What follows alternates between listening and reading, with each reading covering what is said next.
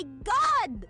Nakipagsuntukan yung boyfriend ko dahil sa dare kiss. So may outing pala sa isang resort sa Cavite ang boyfriend ko at hindi niya ako masyadong chinachat.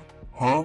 Sa company daw nila yun at akala ko ay simpleng outing lang, kaya hinayaan ko na.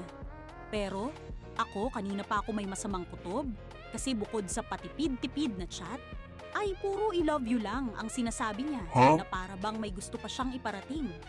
Pero di niya magawang sabihin kasi tikom ang bibig niya. Kakachat niya lang ng alas 4 ng hapon, sabi na paaway daw siya. Huh? Tinanong ko siya kung bakit. Tapos tumawag siya sa akin dahil daw pala sa dare kiss.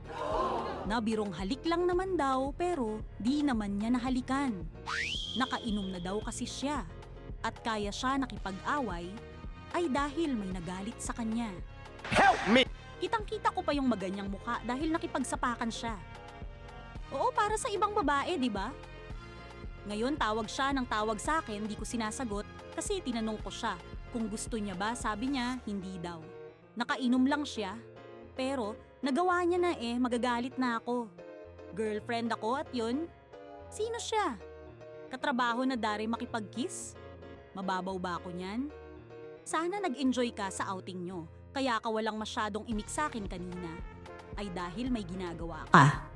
Sana hindi mo yan nahalikan, Ali. Mukhang nagsasabi ka naman ng totoo na di mo siya nahalikan, pero tinangka mo lang